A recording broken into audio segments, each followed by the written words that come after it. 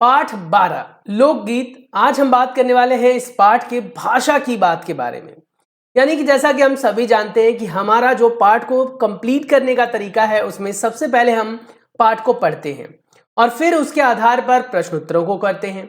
उसके बाद भाषा की बात करते हुए हम कुछ व्याकरण के बारे में चर्चा करते हैं, कुछ मैप वगैरह के बारे में चर्चा करते हैं और फिर कहीं जाकर हम अतिरिक्त प्रश्न उत्तरों को कंप्लीट करते हैं।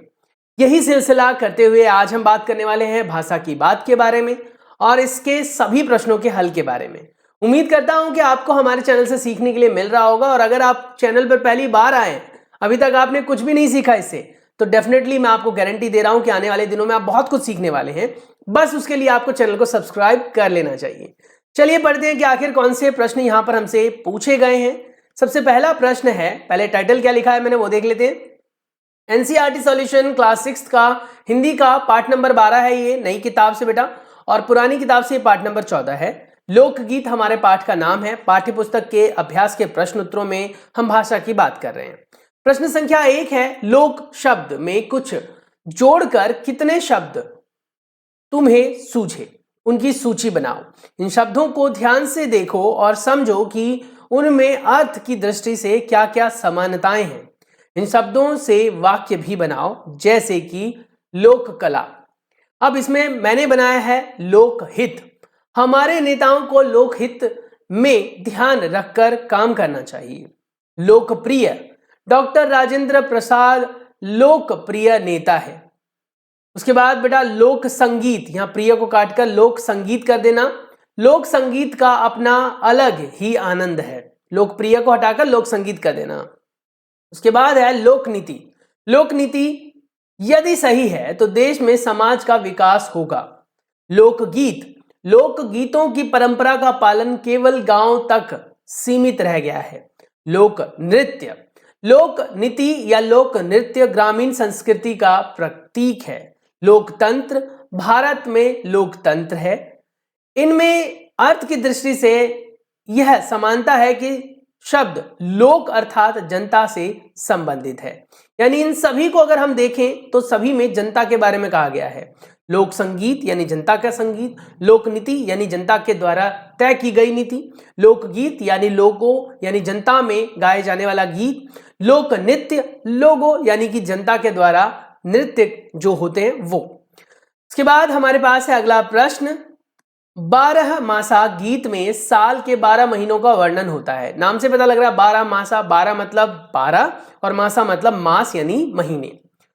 नीचे विभिन्न अंकों से जुड़े कुछ शब्द दिए गए हैं, इन्हें पढ़ो और अनुमान लगाओ कि क्या अर्थ है और वह अर्थ क्यों है। इसी सूची में तुम अपने मन से सोचकर कुछ और शब्द भी जोड़ सकते हो।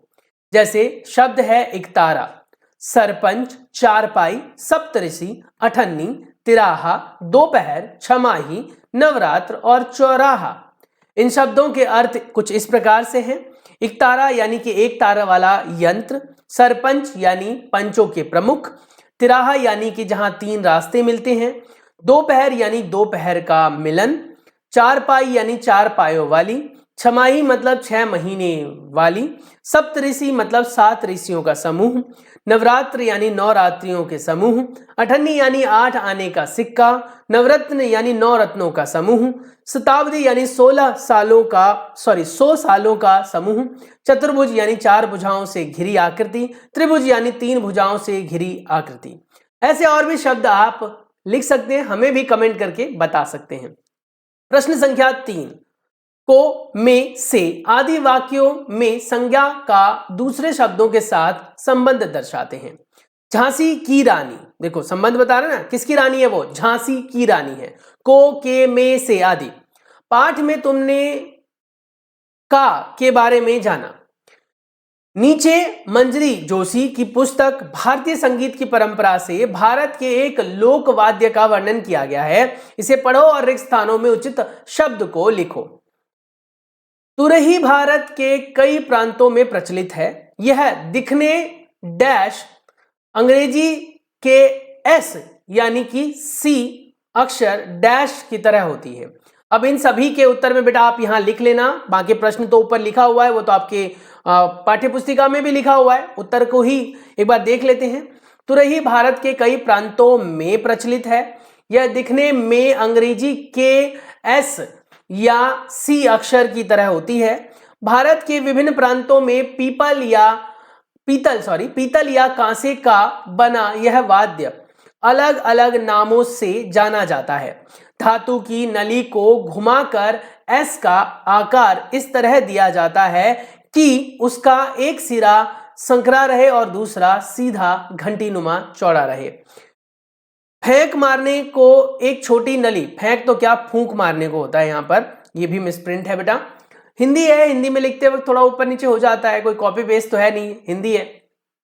तो फूंक मारने की एक छोटी सी नली अलग से जोड़ी जाती है। राजस्थान में इसे बरगी कहते हैं, उत्तर प्रदेश में यह तूरी, मध्य प्रदेश और गुजरात में यह रणसिंघा और हिमाचल प्रदेश में यह नरसिंघा के नाम से जानी जाती है। राजस्थान और गुजरात में इसे काकड़ सिंधी भी कहा जाता है।